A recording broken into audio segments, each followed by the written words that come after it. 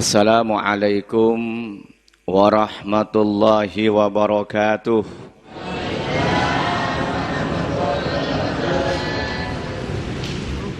Bismillahirrahmanirrahim. Alhamdulillahilladzi katabal izzata wal karamata liman ata'ah wa qadha bidhillati wal hawani liman asah wa huwas sami'ul basir.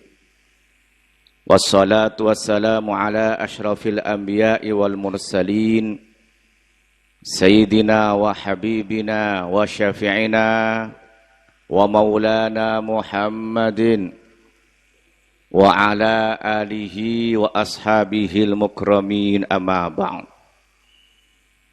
Ma'asyal muslimin, para bapak, para ibu, para jamaah Masjid Raudhatul Musyawarah Kemayoran, Surabaya, dan segenap pemirsa TV 9 Nusantara rahimakumullah.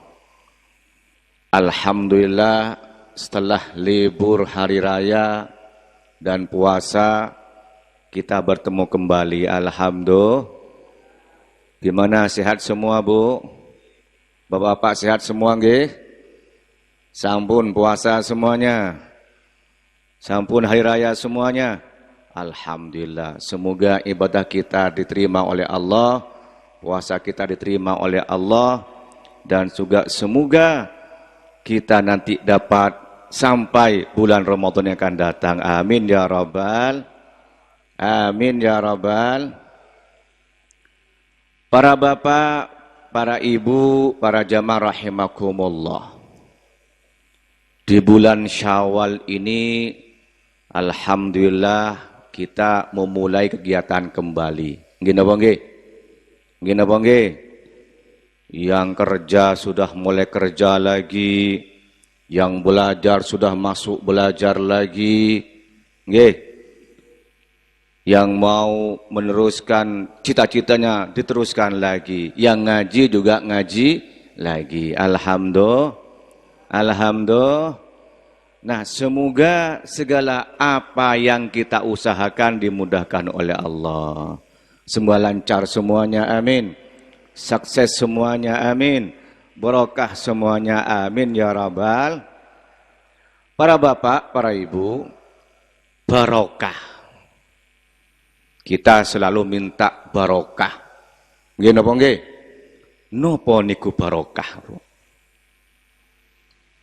Barokah napa? Awet. Apalagi? Napa? Barokah. Saya minta barokah, semoga barokah dari Allah. Napa? Cukup ya. Rezeki yang barokah, rezeki yang gimana? Yang sehat ya. Umur yang barokah, umur yang sehat. Apalagi? Ilmu yang barokah apa? Manfaat ya, bagus. Az-ziyadah wal manfaat, bertambah dan bermanfaat. Barokah ini merupakan anugerah dari Allah kepada kita semua. Dan banyak kita mendapatkan beberapa ayat Al-Quran dan hadis Nabi, juga beberapa doa kita yang menggunakan kata-kata barokah. Sekarang musim pernikahan, nggih, manten di mana-mana. Yang punya bubuhan sedang bingung sekarang ini. Gini bang, nggih. Di antara doa ketika selesai akad nikah, nopo Pak? Allahumma barakallahu laka wa baraka alaika wa jama' bainakuma fi khair. Semoga Allah memberikan berkah kepadamu. Barakallahu laka wa baraka alaika, dan keberkahan kepadamu. Wa jama' bainakuma fi khair. Semoga Allah mengumpulkan kamu berdua semestri dalam keadaan kebaikan. Barokah. Salam kita, assalamualaikum warahmatullahi wabarakatuh. Nah, barokah itu dari Allah.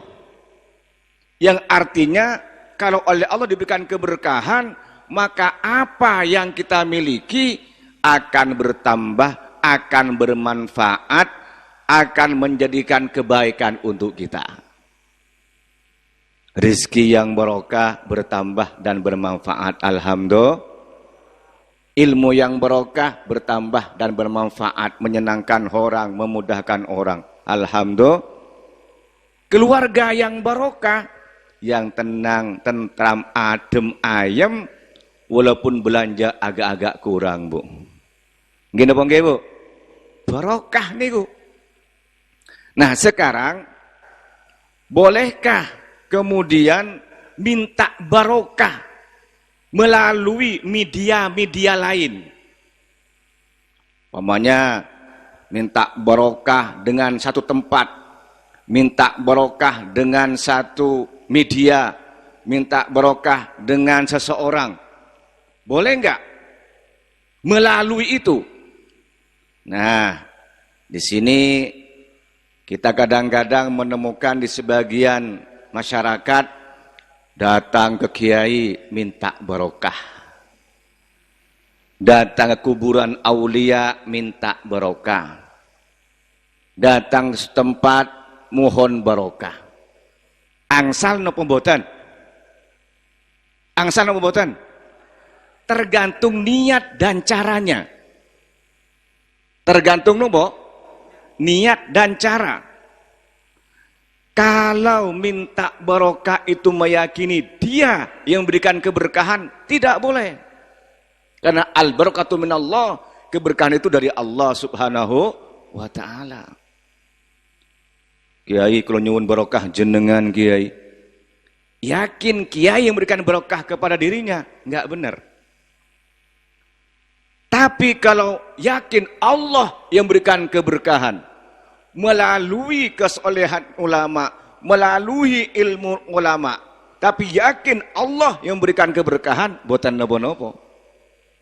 Itu hanya wasilah mawon, wasilah saja. Gini apa nggih? Datang ke makam para aulia, ke makam para nabi, datang ke makam Rasulullah, mohon barokah. Boleh enggak? Tergantung niat dan cara. Kalau niat dan cara yakin bahwa Allah yang berikan keberkahan, wasilahnya melalui beramal soleh di kuburan para aulia, membaca bacaan yang baik, sholawat kepada Rasulullah, boten nopo-nopo. Hakikat yang berikan keberkahan niku Allah. Datang ke kuburan para nabi juga begitu.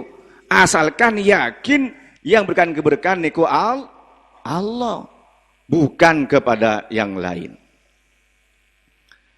Nabi Muhammad itu juga beliau sangat memperhatikan setempat. Contoh umpamanya Masjid Quba. Masjid Quba niku Pak, masjid yang pertama. Masjid yang pertama. Ketika Nabi Muhammad hijrah di Mekah ke Madinah, mendirikan Masjid Quba. Nah, Rasulullah itu tabaruk dengan Masjid Quba. Rasulullah itu bersolat di Masjid Quba, mohon kepada Allah.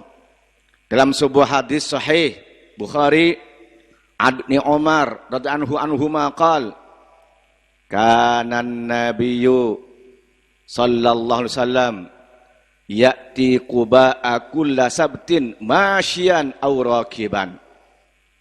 Nabi Muhammad itu datang ke Masjid Quba setiap hari Sabtu, baik itu berjalan kaki ataupun naik kendaraan.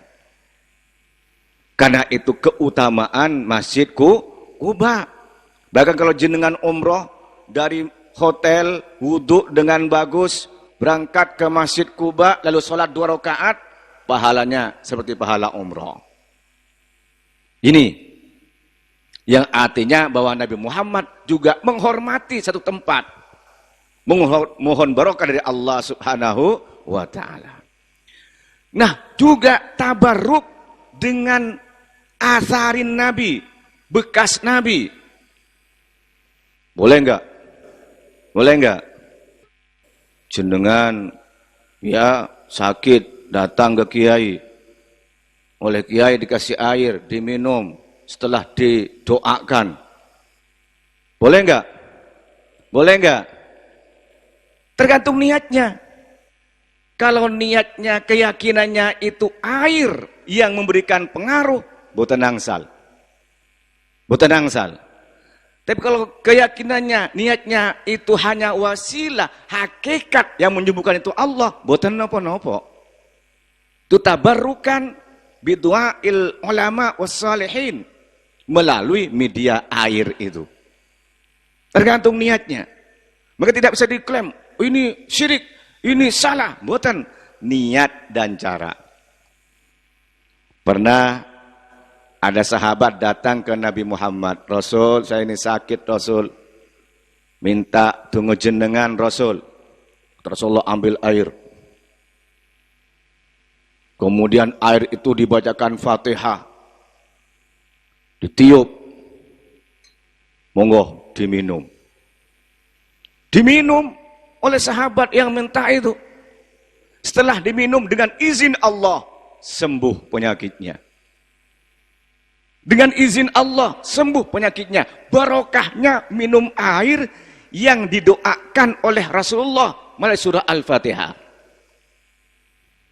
Tapi kata Rasulullah, jangan meyakini ruqyah ini yang menyembuhkan. Hakikat yang menyembuhkan itu Allah. Ini. Nah, orang yang biasa itu tidak memperbolehkan, langsung diklaim.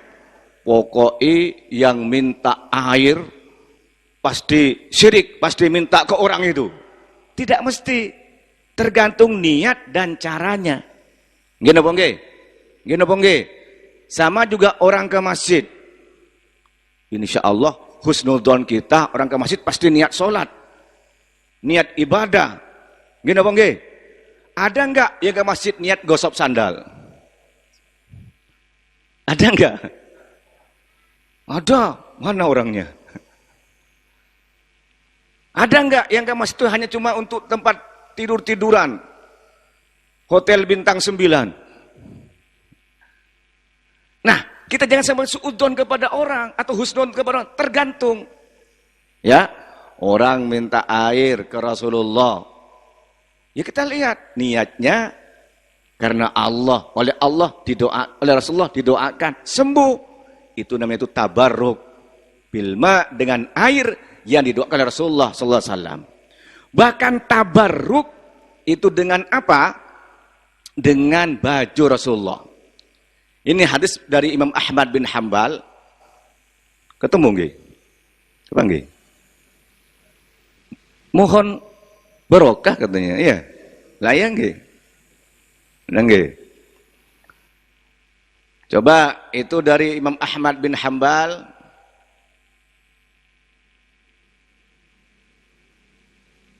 Hadis Abdullah Maula Asma an Asma binti Abi Bakar. Kepanggih nggih? An Asma binti Abi Bakar, halaman berapa? 261. 261. An Asma binti Abi Bakar qal akhrajat ilayya jubbatan toyalisatan 'alaiha labinatu shibrin min dibaj kisrawani wa farrajaha makfufan bihi qalat hadhihi jubbatu Rasulillah sallallahu alaihi wasallam kana yalbasuha kanat inda Aisyata falamma qubidat Aisyatu qabadatha ilayya fa nahnu nawsiluha lil marid minna yastashfi biha. Rawahu Ahmad dalam kitab Musnad Ahmad bin Hanbal. Dari Asma binti Abi Bakar. Asma itu adiknya Siti Aisyah, iparnya Rasulullah, putranya Sayyidina Abu Bakar As-Siddiq.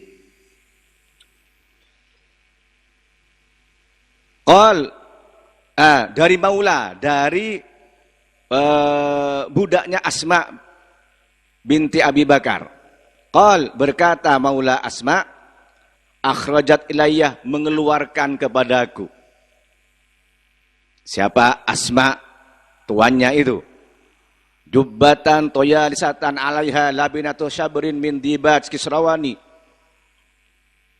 Jubah, ya, jubah yang bagus, yang di situ ada lubang dari tenun dan juga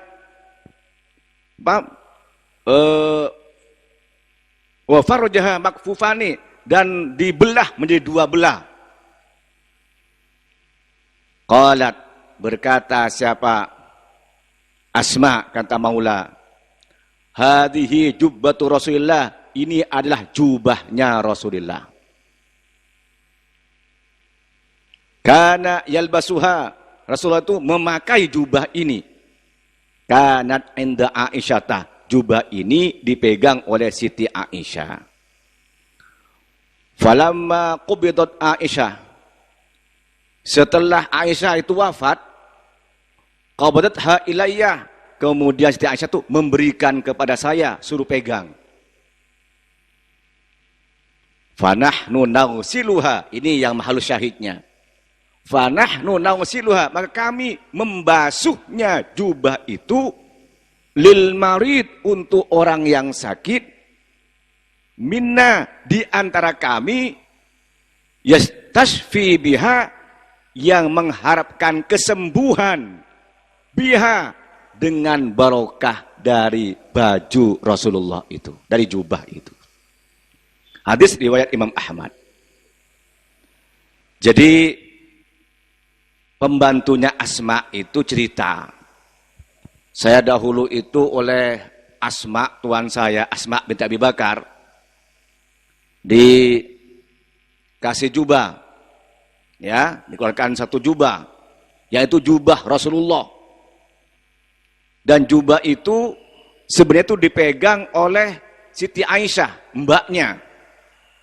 Tapi kemudian setelah Siti Aisyah itu wafat, dipegang oleh Asma, oleh adiknya itu.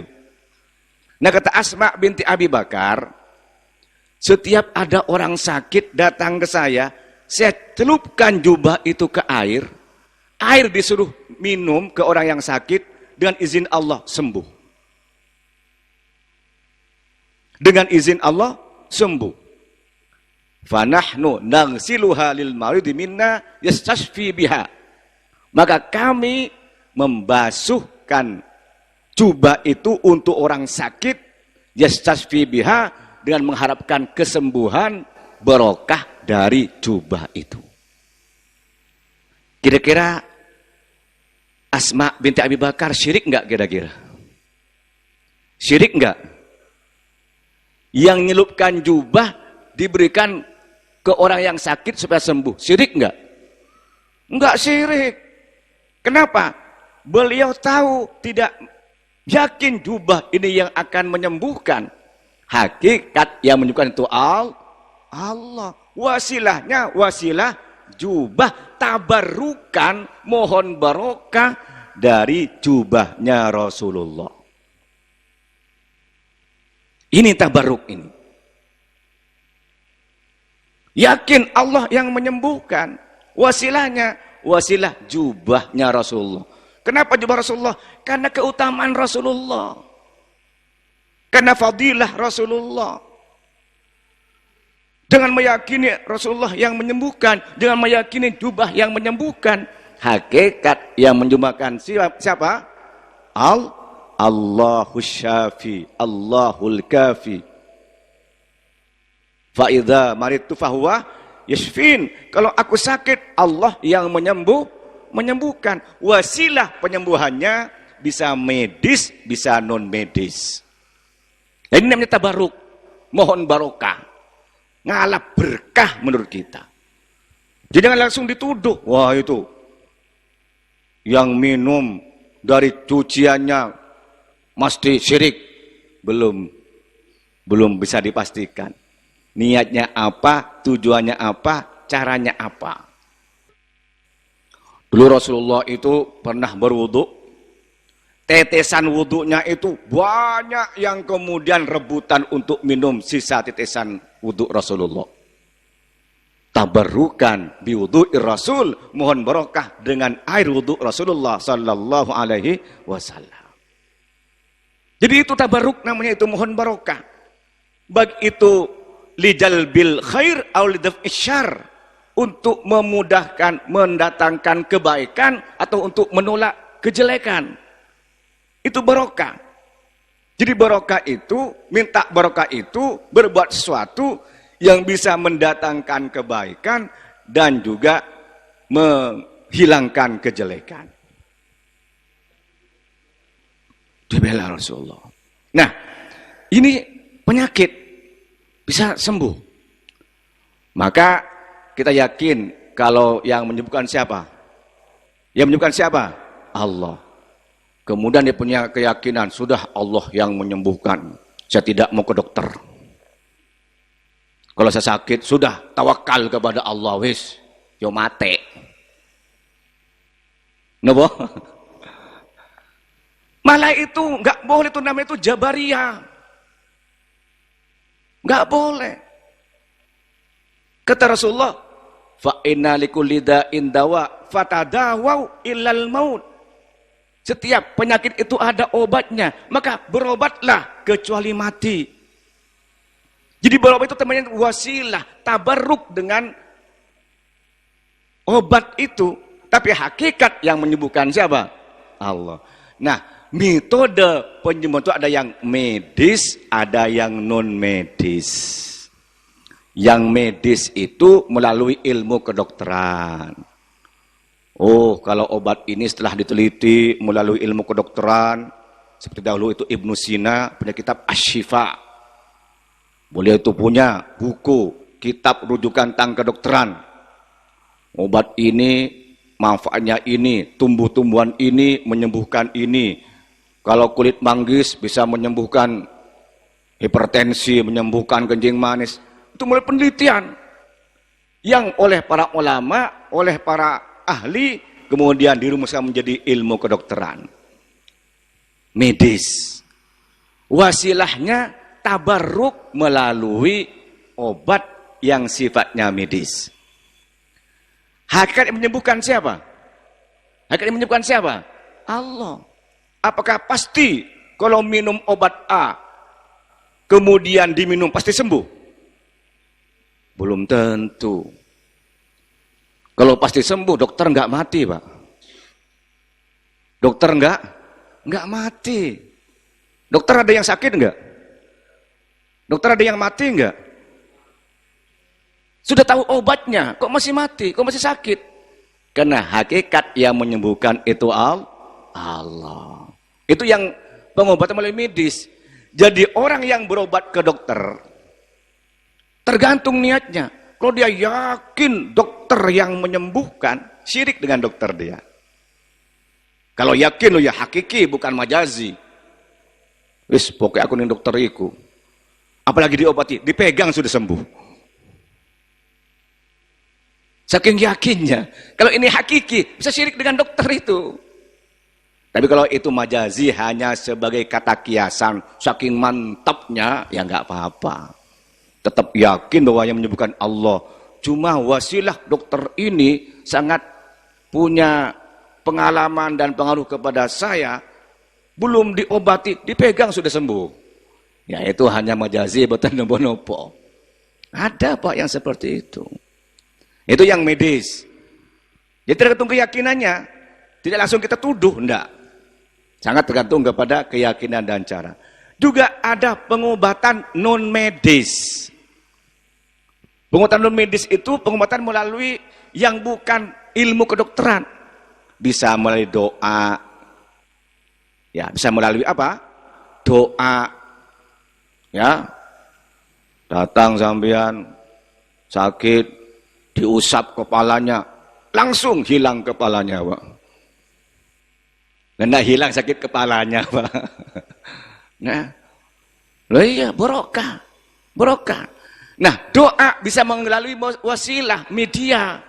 Bisa media air, media benda-benda yang lain, media makanan, media yang lain. Sepanjang itu tidak najis dan tidak maksiat, itu boleh. Boleh. Ya. Nah, ini baju Rasulullah, jubah Rasulullah oleh Asma binti Abi Bakar yaitu iparnya Rasulullah, ketika ada orang sakit dicelupkan ke air. Airnya suruh minum. Dengan izin Allah kemudian sembuh. Tabarruk dengan jubah Rasulullah sallallahu alaihi wasallam. Dari itu ngalap berkah. Itu tergantung niat dan caranya. Kalau yakin itu dari Allah, mantap itu dari Allah, cuma tabarukan dengan asarin Nabi, tabarukan dengan asaris salihin, orang-orang soleh, itu tidak merusak akidah kita. Yang merusak akidah kita, kalau kemudian mantap yakin media itu yang punya pengaruh, menghilangkan peran Allah, itulah yang dianggap kemudian mengganggu kepada akidah kita. Jadi ngalap berkah itu boleh. Caranya tata niat, tata cara. Tata niat, saya datang ke kiai ini ngalap berkah. Semoga dengan barokah ilmunya kiai wali ini, oleh Allah diberikan kemudahan, ujian cepat lulus, belajar tambah pinter, rezeki dimudahkan oleh Allah, hutang cepat bayar. Tapi yakin hakikat yang berikan itu siapa, Pak? Allah. Wasilahnya tabarruk bil ulama, tabarruk bil nabi, tabarruk bis salihin, tabarruk dengan amal-amal yang saleh. Selanjutnya para bapak yang saya hormati, kita lanjutkan at-tawassul bis salihin. Tabarruk ini kaitannya dengan tawassul. Nggih, terusannya nggih. Kaitannya itu, sebenarnya itu tawassul media saja. Cuma tabarruk itu lebih kepada sifatnya benda. Kalau tawassul itu ada beberapa tingkatan. Itu lanjutannya ketemu nggih? Pertama ada at-tawassul bi asma'illahil husna. Tawassul dengan nama-nama Allah yang mulia. Kita doa supaya tepat dikabulkan, Pak. Tawassul dengan nama Allah yang mulia. Ya Allah, Ya Razzaq, Ya Ghani, Ya Karim. Ya Allah yang maha memberikan rizki, yang maha kaya, yang loman. Ya Allah, anugerahkan rizki kepadaku. Panggil dahulu Allah dengan menyebut nama yang mulia, lalu minta. Itu tawassul bi asma'illahil husna. Walillahil asma'ul husna fad'uhu biha. Allah punya nama yang baik, maka mintalah dengan nama Allah yang baik itu. Yang kedua, bertawassul dengan amal soleh kita. Tawassul dengan apa? Amal soleh kita. Kita baca bacaan yang baik, baca Al-Quran, baca salawat, berzikir, bersedekah. Amal soleh kita. Tawassul dengan amal soleh kita. Minta kepada Allah. Tawassul dengan amal soleh kita. Sepakat ulama boleh. 3 orang di gua yang tutup gua nggak bisa keluar, berdoa kepada Allah. Tawassul dengan amal solehnya masing-masing. Akhirnya terbuka gua itu. Yang ketiga yaitu tawassul bin nabi, tawassul dengan nabi yang masih hidup. Yang keempat tawassul bin nabi ba'dal wafat, setelah wafat. Yang kelima tawassul bi salihin, tawassul dengan orang-orang saleh. Yaitu para sahabat, para ulama, para aulia. Itu tawassul namanya dengan amal-amal yang soleh. Pernah terjadi di zaman Sayyidina Umar bin Khattab, terjadi paceklik. Ya, waktu itu nggak ada hujan, kering. Dan di zaman Nabi itu kalau sudah lama nggak hujan, sholat istisqa, turun hujan. Kalau sekarang nggak usah istisqa, hujan terus, Pak. Musim kemarau masih hujan. Nggih. Nah, kemudian Sayyidina Umar bin Khattab ini bertawassul dengan Al-Abbas, paman Rasulullah. Ini dalam hadis sahih Rahul Bukhari an Anas bin Malikin anna Umar bin Khattab kana idza qahatu istasqa bil Abbas ibni Abdul Muttalib. Dari sahabat Anas bin Malik bahwa Sayyidina Umar bin Khattab kana ada idza qahatu, kalau sudah musim paceklik, istasqa bil Abbas ibni Abdul Muttalib, bertawasul dengan minta apa? Hujan dengan tawasul kepada Al-Abbas ibni Abdul Muttalib, paman Rasulullah. Faqalah, maka berkata siapa? Umar bin Khattab, Allahumma inna kunna natawassalu ilaika binabiyina.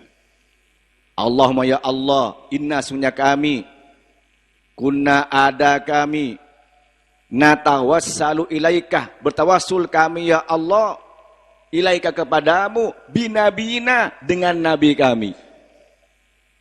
Ya Allah, aku dahulu ketika nabi ada berdoa, bertawasul ketika hujan ini dengan nabi jenengan, Nabi Muhammad sallallahu alaihi wasallam.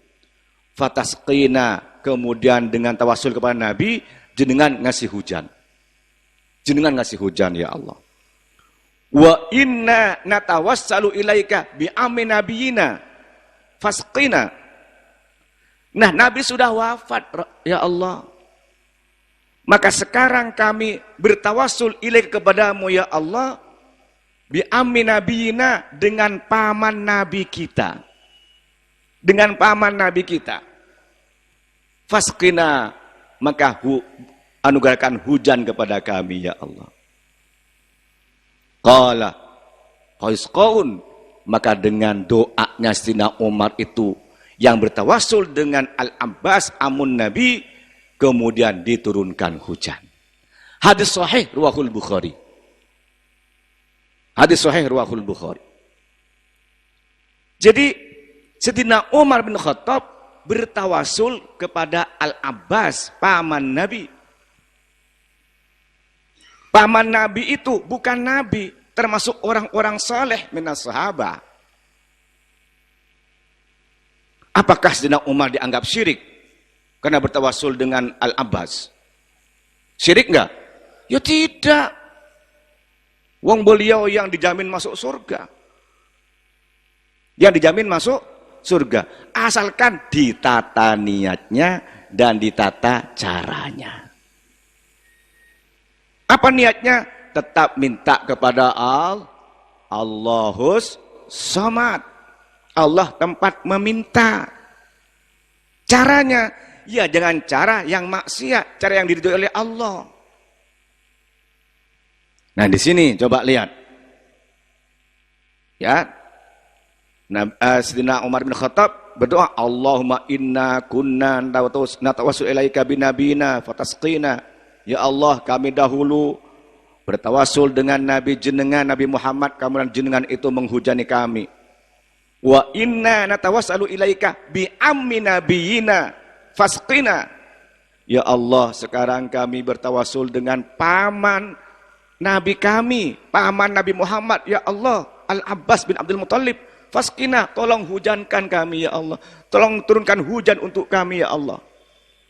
Ternyata doanya Sayyidina Umar itu manjur, mustajab, karena tawasul dengan as-salihin, yaitu Sayyidina Al-Abbas bin Abdul Muttalib. Fasqun, kemudian itu dihujankan. Itulah Bapak Ibu, berarti bertawasul itu boleh. Tidak bisa langsung kita klaim menyalahkan orang, juga tidak langsung kita membenarkan orang. Asalkan tadi itu tata caranya, jangan minta kepada selain Allah. Yang tidak benar, minta kepada selain Allah. Sampai datang ke kuburan, Mbah, kalau nyuwun nomor, Mbah.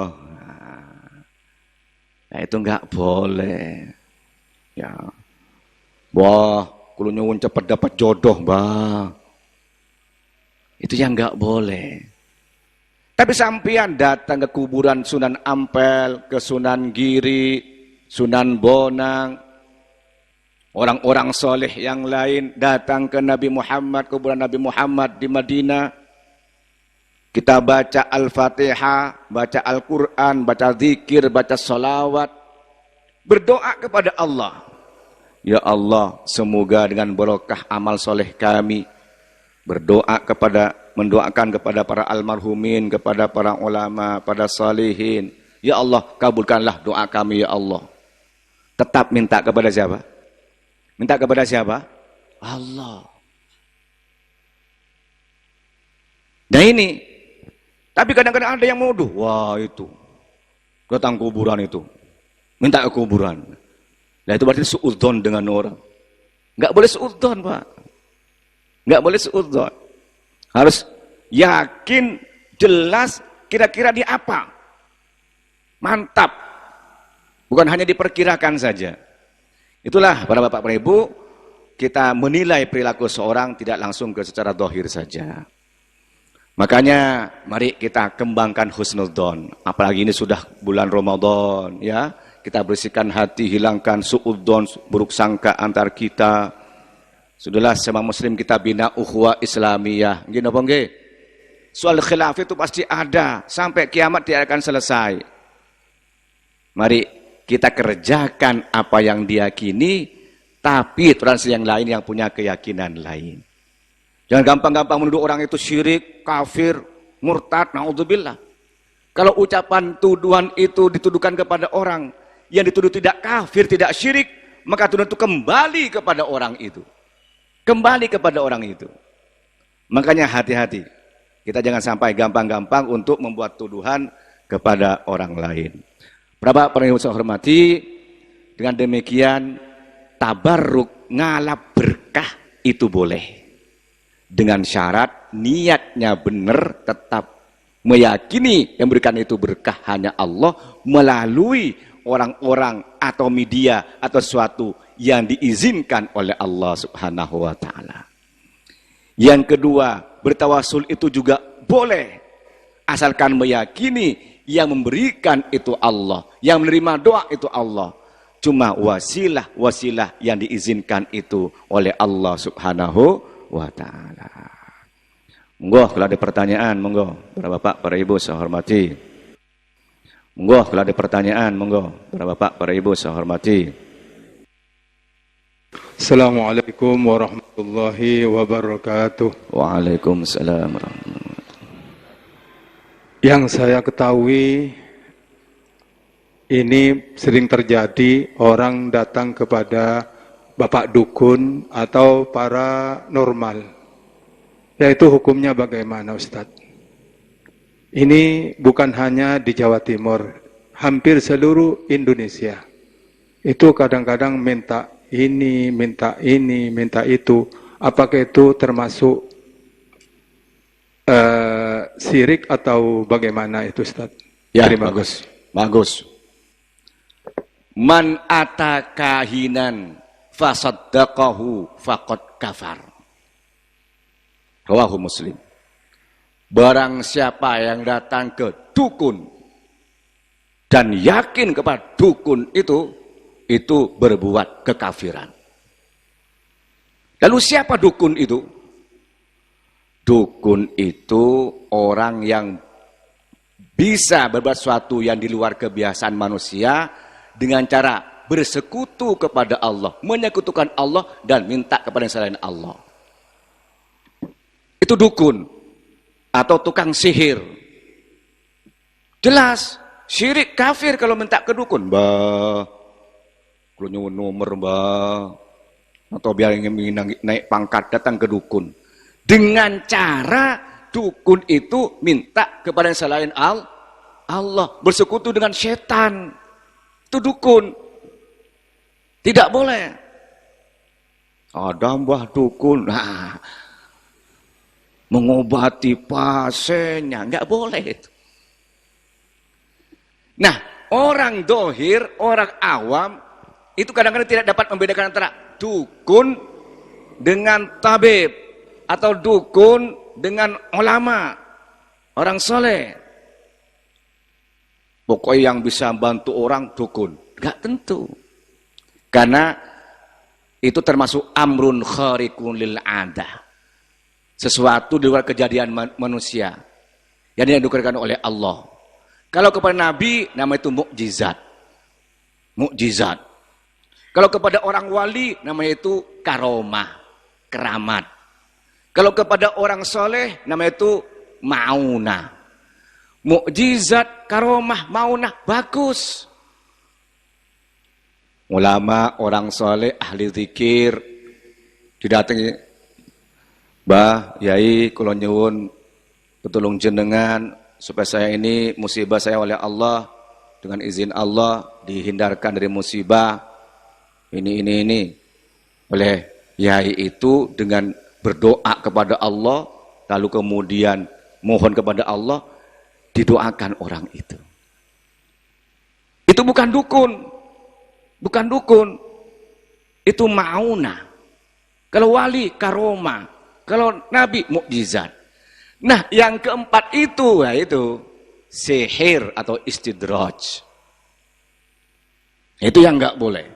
Maka kita lihat dohirnya dukun atau tukang sihir dengan nabi atau dengan orang soleh itu seakan-akan sama. Coba ketika Nabi Musa diadu dengan tukang sihirnya Fir'aun. Kalau mata awam kita sama. Ya, oleh Fir'aun diadu kehebatan Nabi Musa dengan kehebatan tukang sihirnya. Dikumpulkan di lapangan yang luas, diundang semua rakyatnya, menyaksikan. Kalau sekarang itu style semua TV-TV itu, termasuk TV 9 semua itu.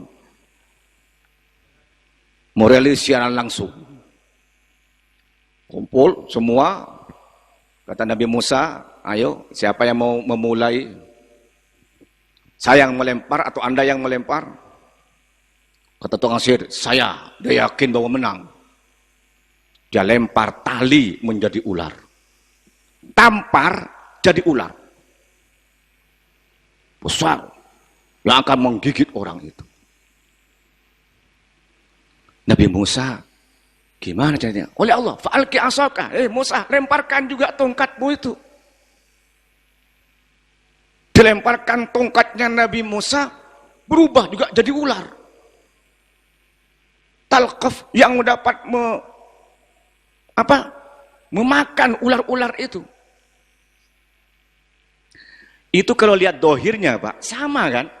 Merubah satu bentuk ke bentuk yang lain. Nabi Musa tongkat dirubah jadi ular.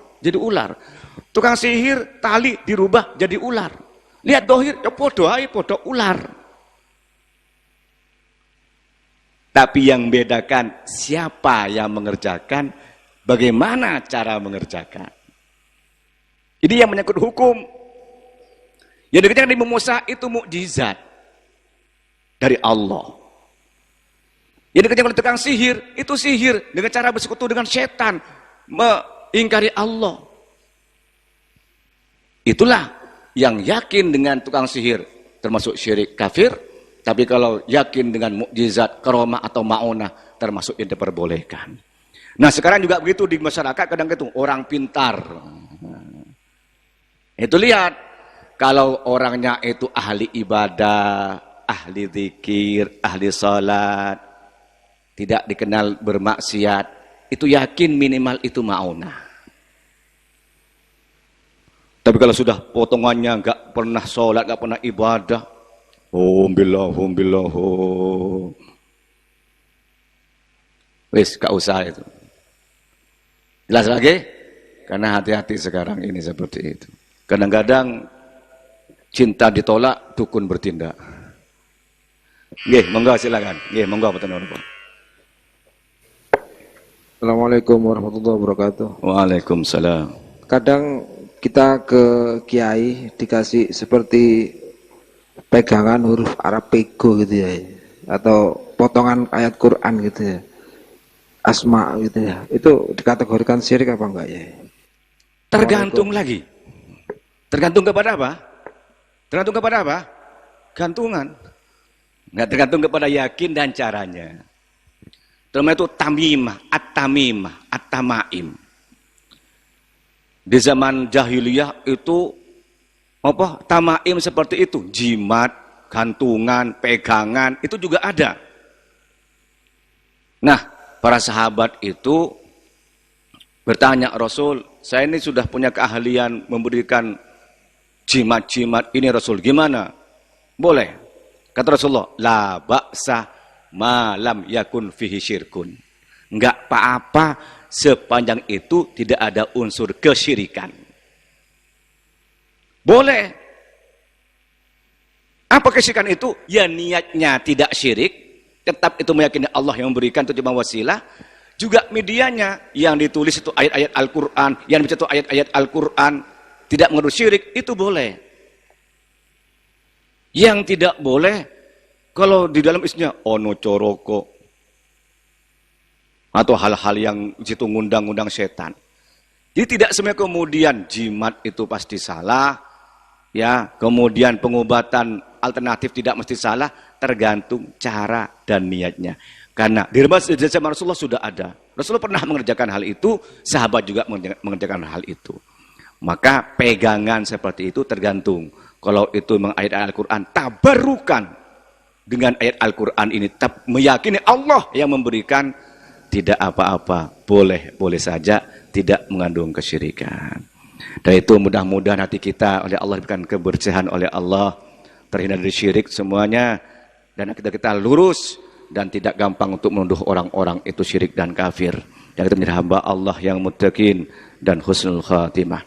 Allahumma anfa'na bima 'allamtana wa 'allimna ma yanfa'una warzuqna 'ilman yanfa'una wa zidna 'ilman wa ala kulli hal. Allahumma ta'ala hadza dhanban illa ghafarta wa la hamman illa farajta wa la daynan illa qadaita wa la saqaman illa syafaita wa la masan la yasarta wa la hajatun jalul akhirah. Rabbana atina fid dunya hasanah wa fil akhirati hasanah wa qina adzabannar. Wassalamualaikum warahmatullahi wabarakatuh.